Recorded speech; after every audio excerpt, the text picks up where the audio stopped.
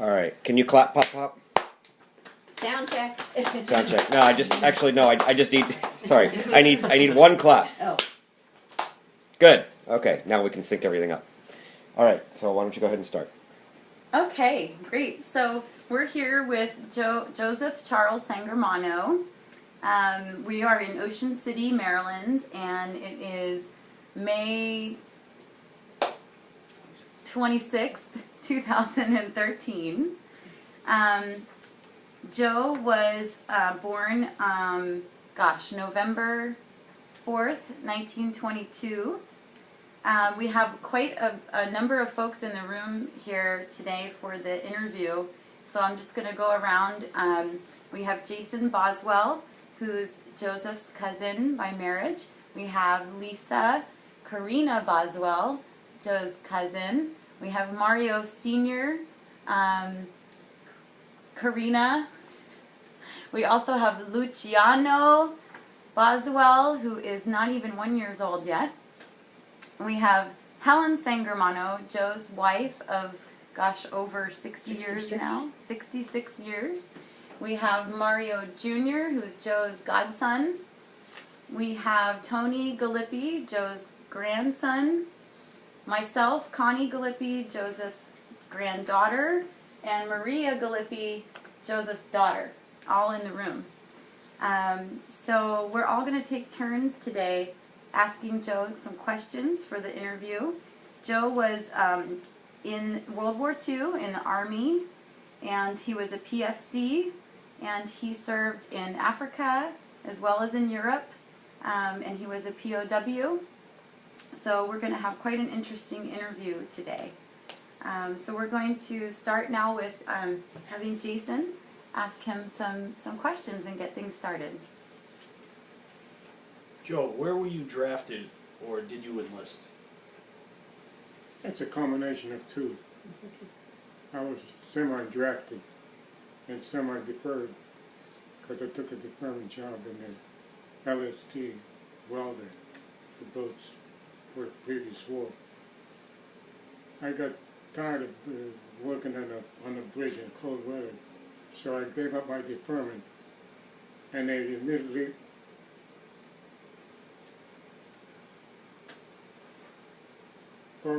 semi-volunteered into the service. Next day I was in the service.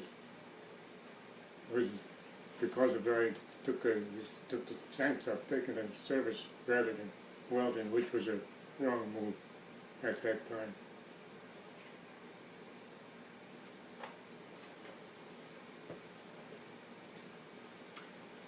Joe, what's the story of Uncle Tony pretending to be old enough and using an older brother's birth certificate?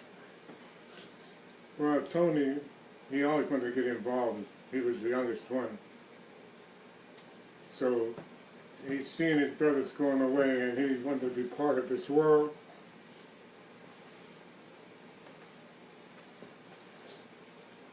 So he decided to take my dead brother's certificate, pretend it was his, and he got drafted. Where were you living at the time? Where were you living at the time? I was living with my parents in Ambridge. Do you recall the first days in service? Taking off on the train with your dad going through Aberdeen? That's a nice little story. My father was a prisoner of war in the First World War, and he was also as a private in that area. So he decided to give me the last minute instructions how to handle myself in service. So on the way to the train station, he kept telling me that what he went through, so I get some kind of inclination what could happen to me. So if you have to die or get captured,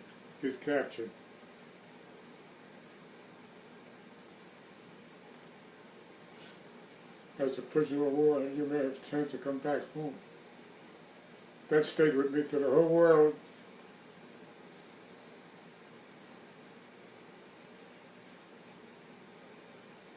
I could bring these points to head without getting emotionally involved. It seems like they never go away. These backslashes always come back to you. So my dad, my mother, and my brothers took me down to the train station to get the train. And my father kept talking to me, what to do, what not to do.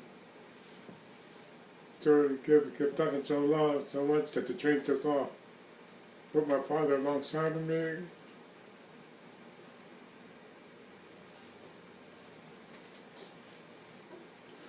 Knowing that the train took off, the train wouldn't stop, so 22 miles away. So my brothers had to come up to the train station and pick him up.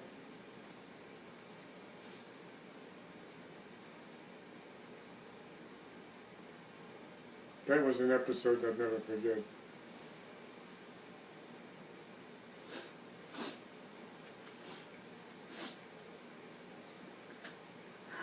So, Pop.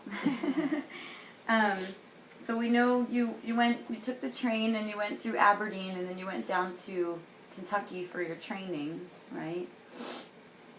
We took the train and landed in Aberdeen, Maryland. The next episode was to get to Fort Knox, Kentucky. Unknown to me that if you were a driver, they were looking for drivers, the truck, tanks, anything. So because I was driving, they put me in the tank corps, and that's where I stayed for my basic training. So when you had a break, right, after your training, but before you went overseas, right? What? A furlough before you went overseas? Well, the Army, their policy was not to ship the boys overseas unless they go home first to see their parents. Well, they weren't giving us that right. So this young fellow that came from the same town, we decided to take off, go AWOL, go home, and we'll be back in case anything happens. So when we got back home, this little guy here, his mother and his father waiting for him to give us a last meal.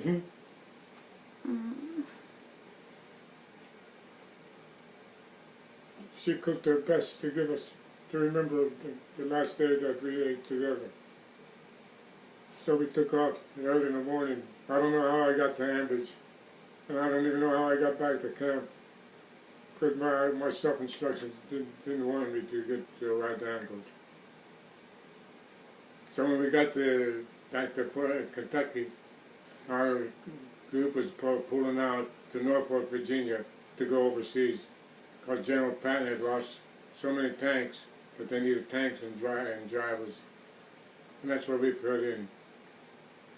Unknown to us, we got on this party ship. It was an excursion that we took. When we got I slept on the deck because I got sick all the time. I didn't even want to eat anymore. Unknown how bad what the war was about. We still had this fantasy in ours that we're going over there, we won't be back till it's over there. Well, underneath our ships were the Germans submarines that were just knocking our troops ships down. We never gave it a thought how serious it was, that trip from Norfolk to Casablanca. But we had landed in Casablanca. We right away had the job to do is to repair tanks that were damaged in the war in North Africa.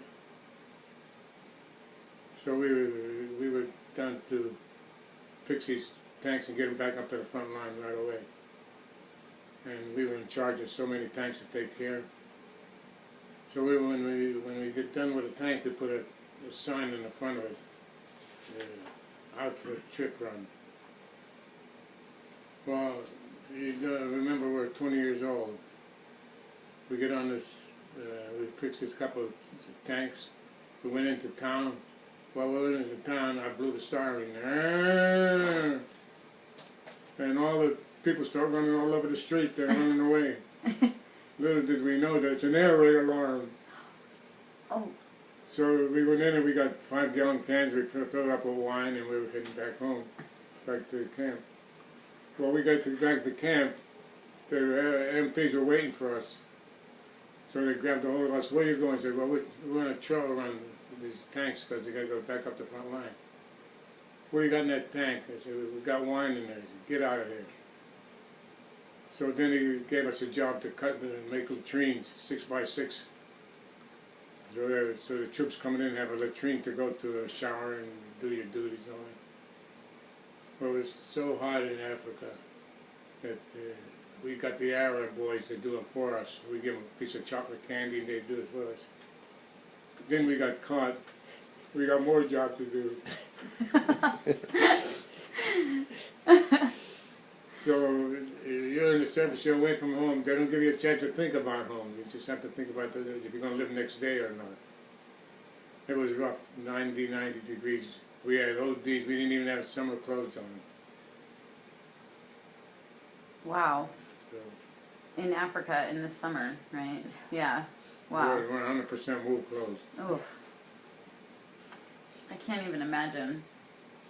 So now, so this was when you were in Africa, in Casablanca, and then you went from there to Europe, right? Did you go straight to Italy? No, it kept up going up to the African border. So like Tunisia, Algeria, and those countries. And we were just following up. We were going to be a replacement center. So if anybody dies or gets killed, then they get the next person who goes up to take that guy's place. If he gets a tank knocked out, he gets a new tank right away. So that's where we were in replacement center. And I don't exactly know where it was, but I caught malaria there. After getting the malaria, didn't know what it was. You get the shakes, you sweat. So they put me in a hospital.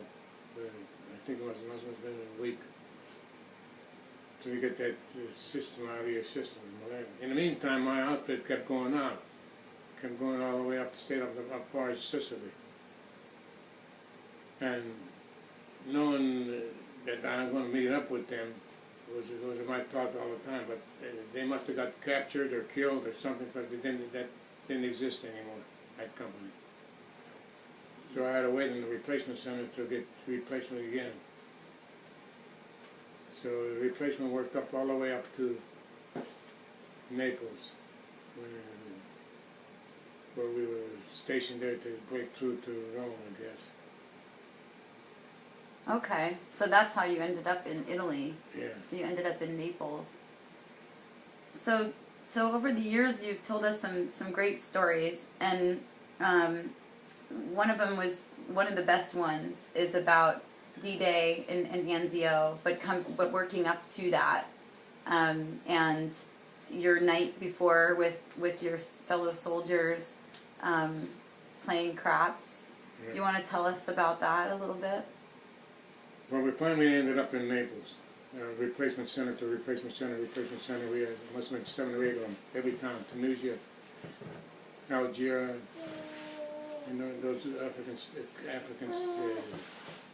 states, countries in Africa, all the way up to almost in Sicily. Well, Sicily was already taken when I got sent to Naples, to another replacement center. So here we realized it's going to be the end. So we got tanks and all that ready. When we started getting the tanks ready for waterproofing, we knew there was something big coming up. So when we were waiting for the call, the three of us got pretty chummy. Mike, Zawinski, myself, and another. So we have to answer for a roll call in the morning. Our 3 last ones, we holler. One guy gets up in the morning, calls for 3 guys. Zawinski,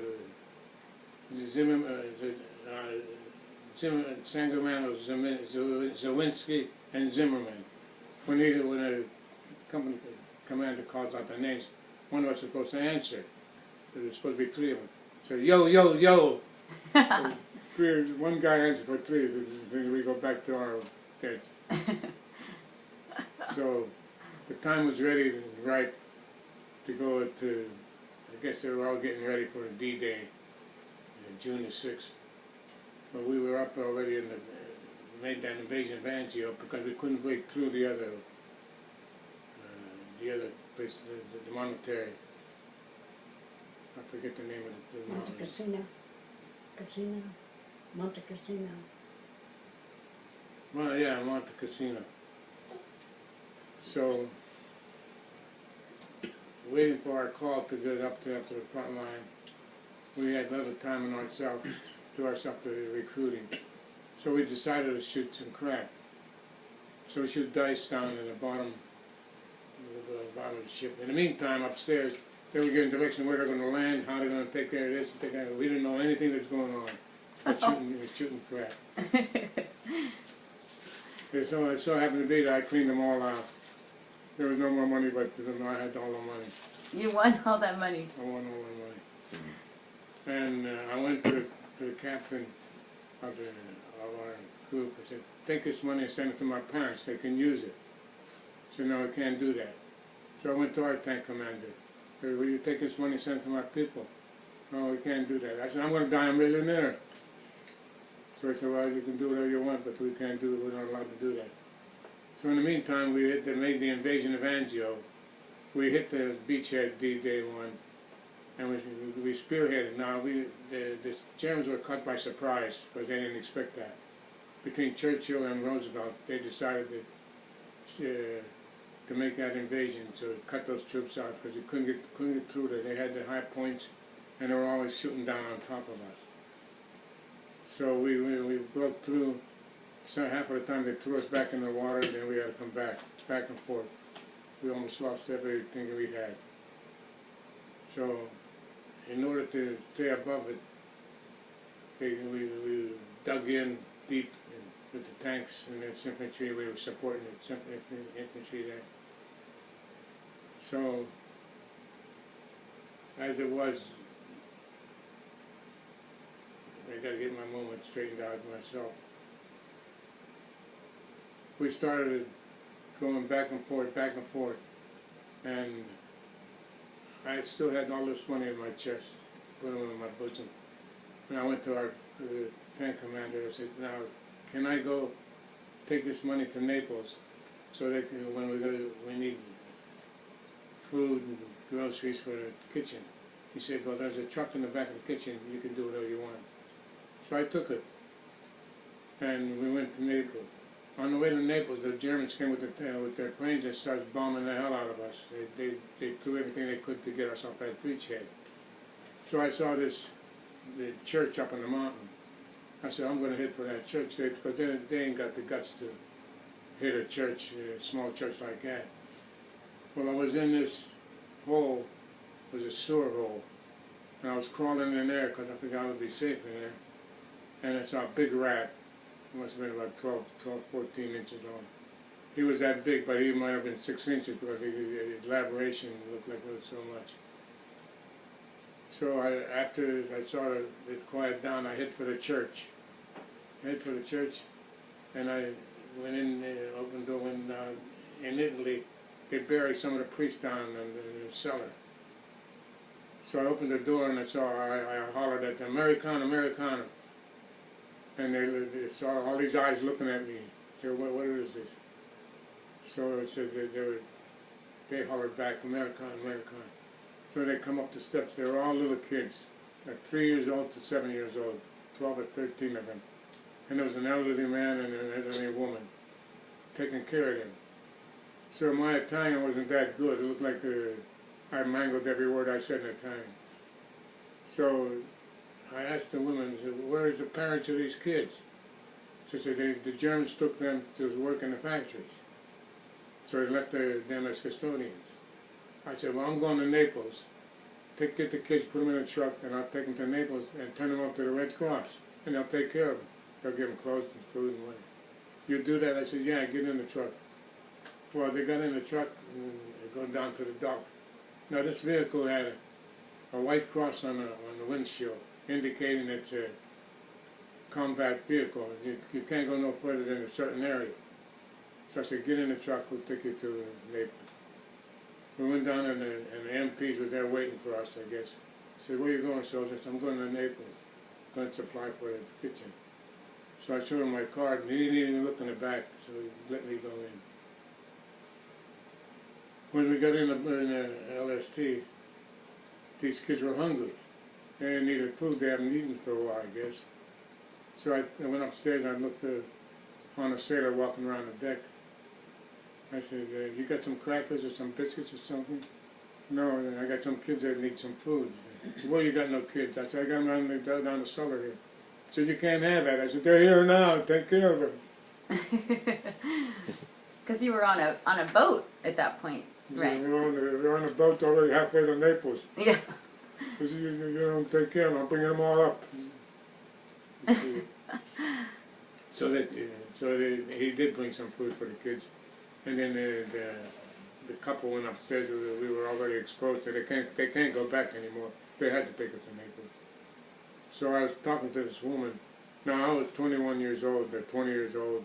She must have been about 30 or 35, 40, and him the same way. So I said, I'll turn you over to the Red Cross, and they'll help you. They will. I said, yeah, they'll help you. So I said, she wanted my father's address and all that. So I gave my home address, and and they started corresponding after. I don't know how they got the letters too, but my parents got my father got the letter, and they kept writing back and forth. So my father told this woman that we haven't heard from Joe for some time. So he said, she answered back his letter. Said, well, he'll be okay because he took care of a good deed while he was here. So the Lord will take care of him. Okay. So when we did get to Naples, I turned them over to the kids, and I lost track of it. But 40 years later, or 50 years later, my father gave me the letter I have today that she sent to him. And she sent us a wedding gift, which was a hand-painted version of where we were probably. I don't know those two locations. Could have been in Anzio, the two houses, and the pictures I have hanging down in the cellar of Maria's house. We got a room there, and they're hanging over the bed, those two pictures.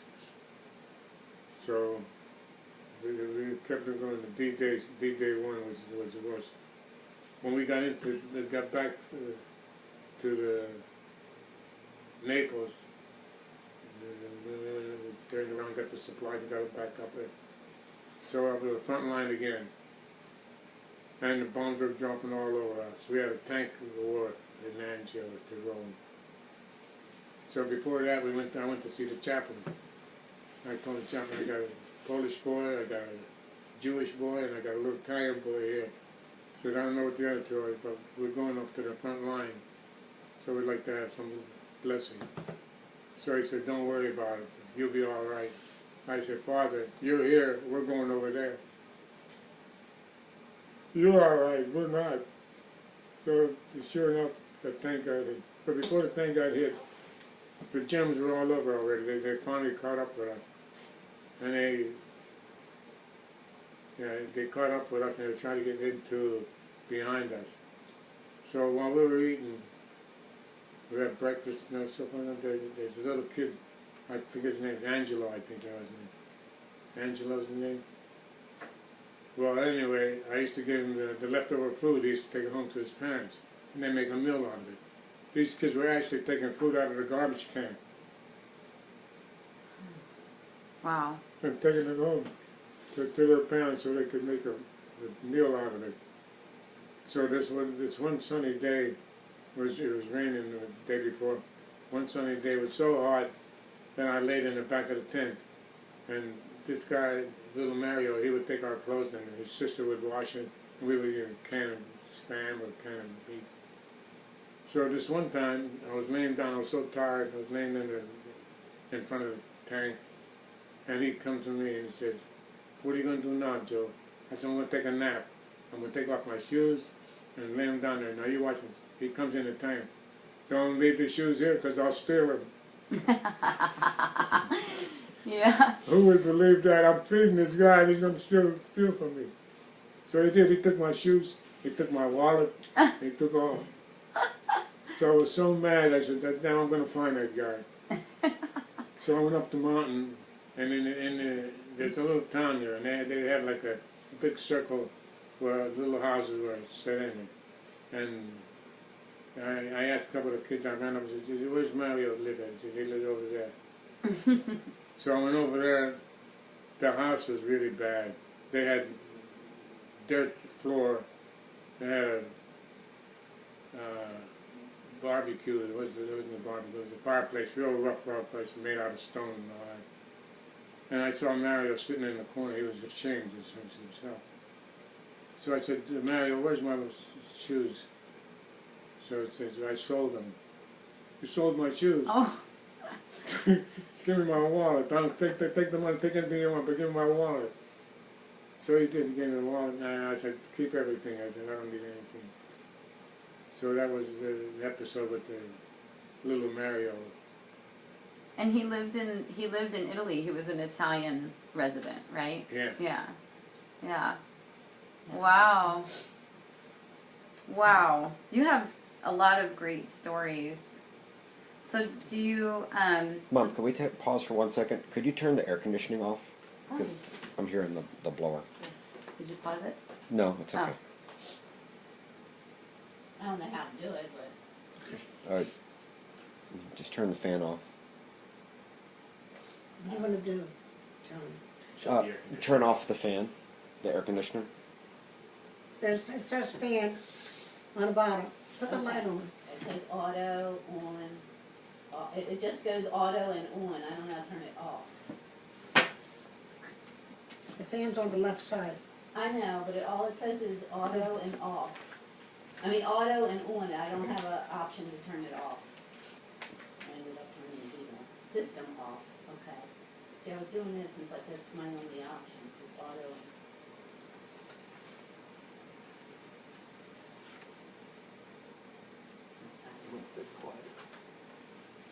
It picks up that noise, huh?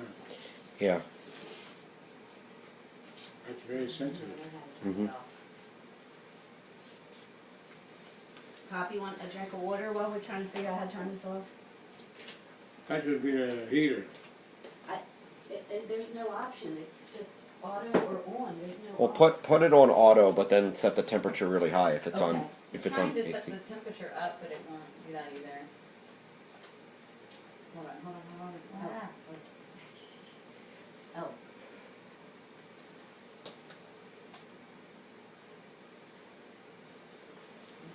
Do you see where it says fan on the left side? Yeah, but there's no off. It just says auto and we're on. There's no off, auto off or on. option. Okay. Mario, you have any questions? I don't think And that's how it. many's ready? I don't think that's it. I could do a couple of. I hear a fan running. Yeah. Yeah, it's the fan, but I don't. At the It's the top fan one? of the Oh, heater. I don't know. Yeah, Mine yeah, is yeah. different. Oh, It's just. I'm gonna turn it up I can do these Oh, questions. let me see. Okay, I'll tell Connie, forgot. Okay. Well, just leave it. If that's okay. You want a sip of water while we're taking a break? Yeah, Oh, there's no. he's done the pranks. You don't have to tell, the bottom one, he did that already.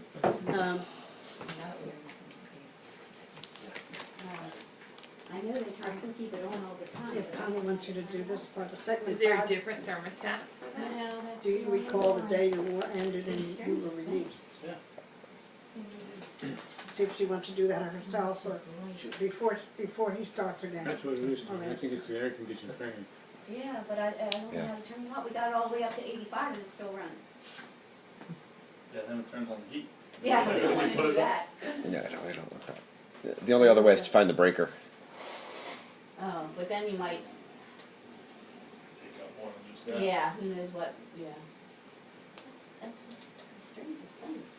Yeah. All right. We'll leave it on. Alright, sorry to do that, Tony, I just don't know how to do it. Put it back on.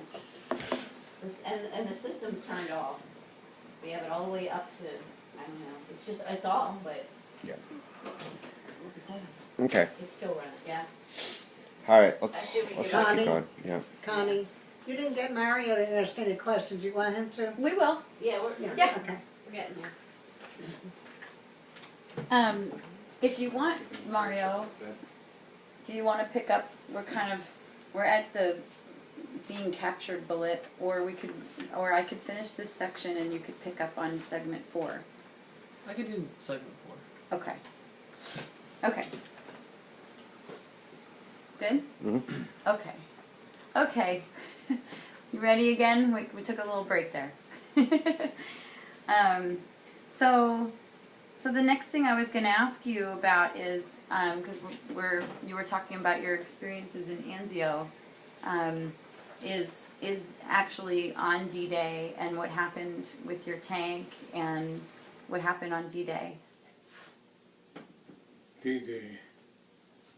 Well, the 1st Ranger Battalion was supposed to parachute beyond the enemy line.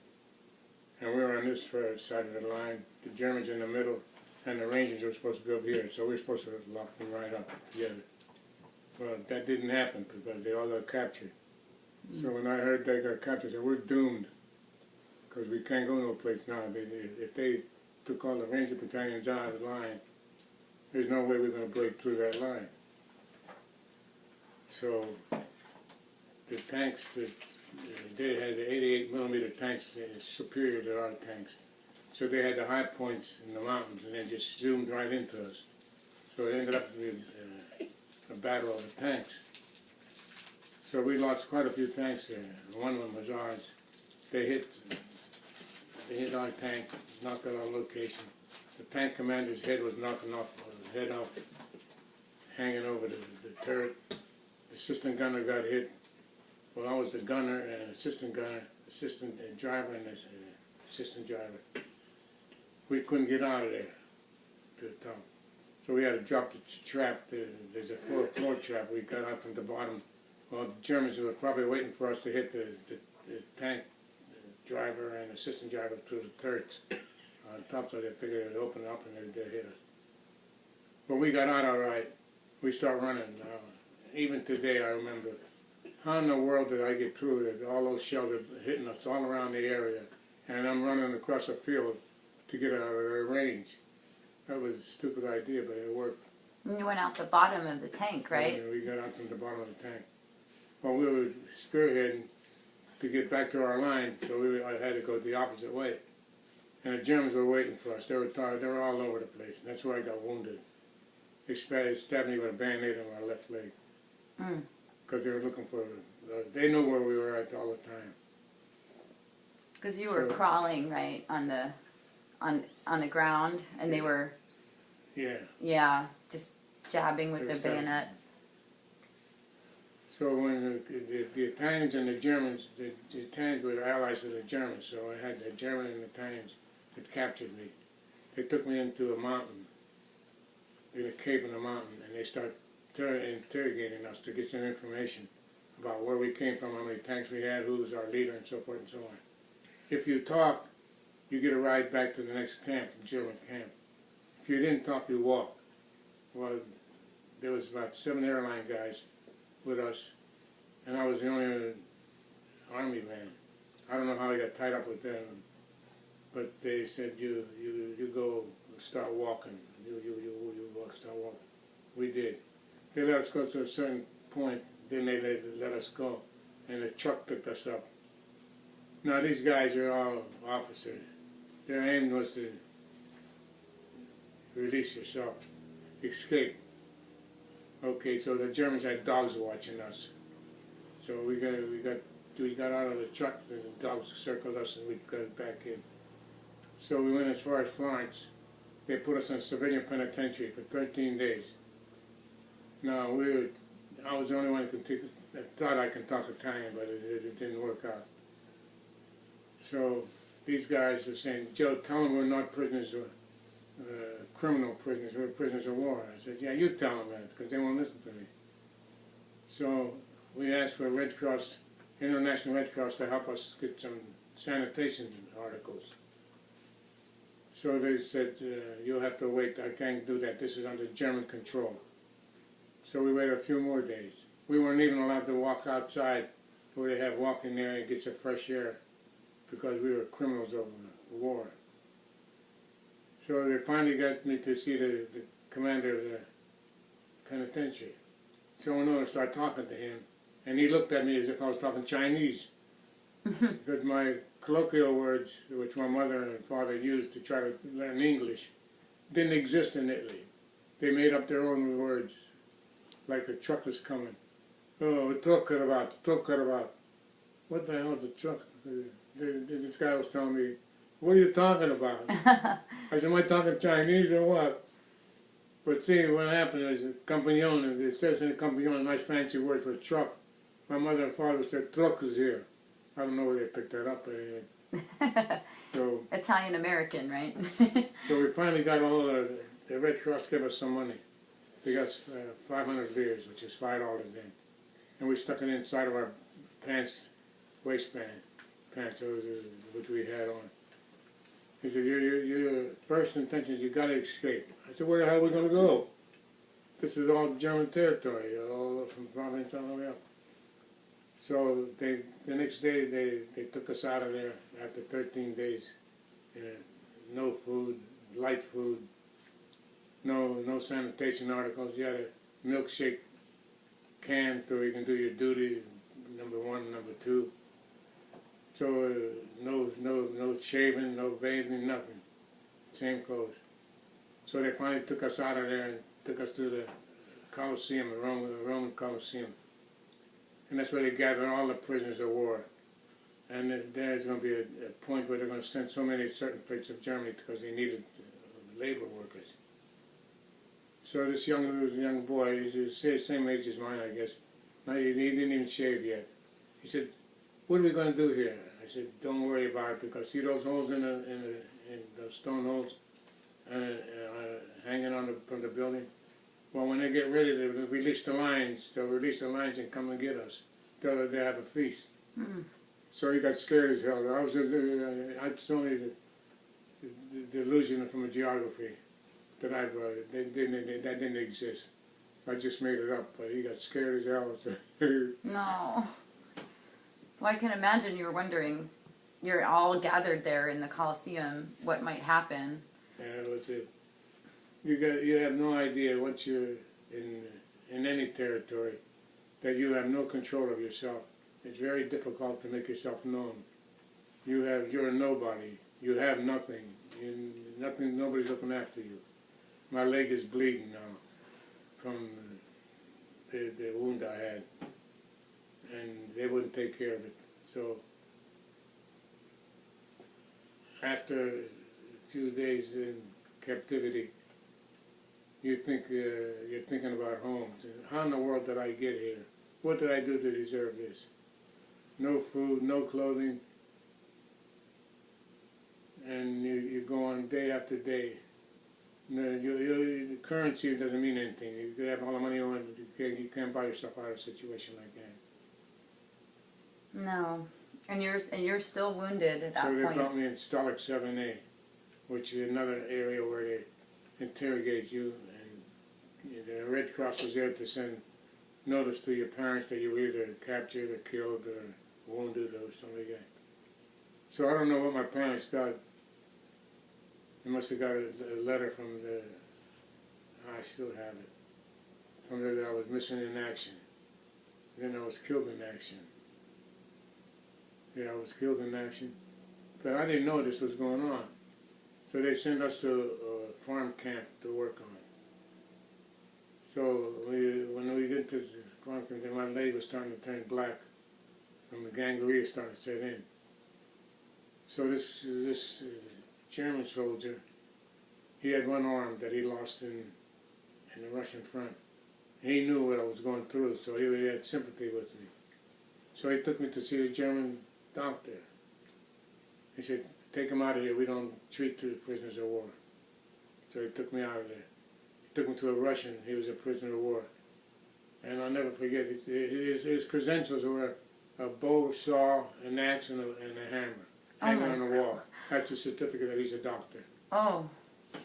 I said, Christ, I'm doomed. So they wanted to amputate the leg. They all went after Titoy. I said, no, leave it alone. Let it die by itself.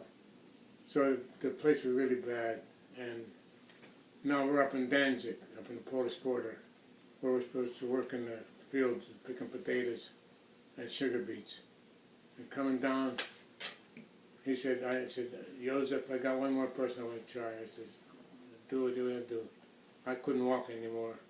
So we had to march from Danzig down to the prison camp, it's 2B. So he took me to this home. It's an old home with cobwebs hanging down from the walls, dusty as hell. I finally found the door upstairs. I opened it up, and there was a little old lady in there. And he told him in German what happened to me. He said, can you take care of him? She said, yeah, put him on the table. The table was something like this, but it was metal. So put me on top of there. She got a piece of cloth. She boiled something. It was disinfection, what it was. And you can stick your finger in about that thick down into it. There's a hole in my leg. So she said, don't let anybody touch us anymore. Okay. So we left it alone. When we finally got to the next destination, the guy looked at it and said, you can't do nothing with this. Just leave it alone. So we finally hit the camp, solid 2B. And then there a lot of GIs belonged to the not the Red Cross, they belonged to some health division was there. So they said, Joe, what are you doing over there? I said, I got a piece of stick, use it as a cane to get by. And they said, you better take that rag out of there because you're going to die anyway. So I said, well, see what was happening, it was healing from the outside in. And it's supposed to heal from the inside out. That's what was happening to the leg. And it was getting worse and worse. So finally they took it off, took the rags out. And then they said the Russians were coming so fast. Their spearhead was 500 miles, 500 yards ahead of us. And they were shooting and everything. They had this was a spearhead for a Russian spearhead group. And they had clothes that were German clothes, Russian clothes, boots. They were renegades. What they had they'll kill anything in front of them. So it was about 3 or 4 o'clock in the morning. We went out in the trenches alongside the camp. Now that was an indication they're going to shoot us and bury us, because we're not supposed to fall into the Russian hands. That was Roosevelt's order. So while we were digging these holes, the word got by that Roosevelt died. So they took us off that project, took us in and locked us all up. And then the next morning, the Russians got to us. They opened the gates and said, "You're free, you go." Where were we going to go? So this was when the war ended? No, it wasn't ended No? yet. No, Okay. This is still, they had a long way to go.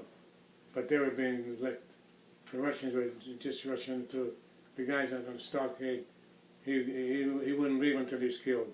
That's the way the Germans were. They were professional soldiers. They weren't like us. We got out of school and you're a soldier, you gotta go kill. It wasn't like that with them. They were professional. Wow. So what happened from there? Was that when you were free to go, or was there more? Were you held in captivity beyond that? What? Was that when you were free to go, or were you still in captivity after that? Well, that's a good question, because they were supposed to be our allies. They ended up being our enemies. The first troops that were released was the Russian prisoners of war. And they were walking down the corridor, down the marching with sticks on their shoulders. I said, that's good. And we figured right away that's going to be our next war with the Russians. They had lost, these guys had lost so much weight you can see the bones on them. Some people just couldn't stand to see it anymore. and they robbed the banks. They stole the banks. And they raped all the German girls they could find in the field and the home. And little did we know, we had all kind of prisoners of war mixed in ours, but we were divided from the ones from the French prisoners of war, and the Italians became their enemy. And we just went along day by day until hoping that we can get out of here. So the Russians indicated that they're going to get in touch with the American Airlines to get us out of here. But that they would never come, they wouldn't allow them to come in yet. So we were there for a while.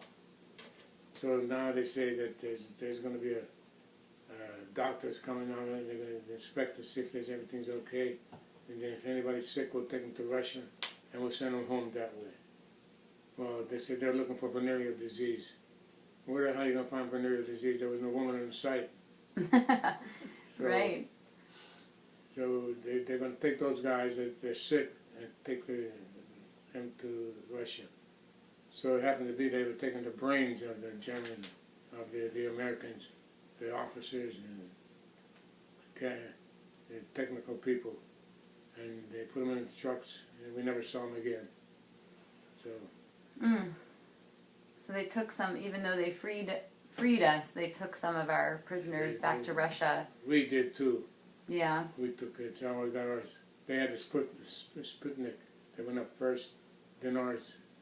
Frank Brown. He made ours. He was a German scientist. Oh, I see. Yeah. So he came to the U.S. Yeah.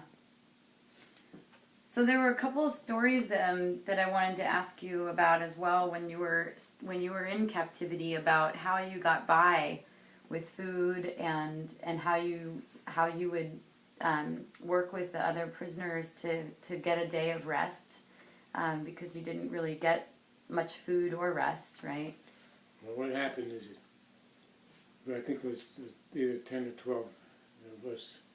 They made one of these supply house sheds that we have here, storage sheds we had, and we had bunks on top of each other. So we saw that food was very, very limited to us. We had soup, grass soup a lot of times. So we decided that one of us was going to be sick every day. We'd take turns, because your body just couldn't endure the pressure they put on you to work, so sunrise to sunset. So when it came to my turn, the way the Germans operate, they have to have a fever to stay home, so they don't go down to jump. So they get a piece of wool, a piece of rag, and you get the thermostat, and you rub it, rub until you get the mercury comes up. Well, mine shot out over the top. So this German is a good guard German. He had one on. He said, come out, and he told the guys, we're ready to go to work. He says, let's go. Joseph Totmachen. Joseph is dead. Thank goodness you weren't really dead. So my job was to go pick potatoes and sugar beets. And the other guy, he had to go feed the pigs. The other guy had to go milk the cows. We all had a certain job to do. So this one guy that took care of the pigs, he had, they must have had a litter of 6 or 7 blue pigs. They were probably about 12, 13 inches long. So he took one and put it in his bosom. Coming in, they didn't know that they check you as you come in and as you go out, the guards. So this guard saw this bulge in the front of his chest. So he hit the chest, and the pig stuck out. He jumped out, and he got mad that he was doing so much for us that some soldiers weren't doing for us. So he hit him in the back of the neck with his rifle butt and killed the guy. Oh my goodness. So that was the end of him. So we got another guy to replace him, and he was David Levin. I said, David, forget your name, because you won't be here tomorrow. So why? He says, because you're Jewish. He says, I'm going to keep my name.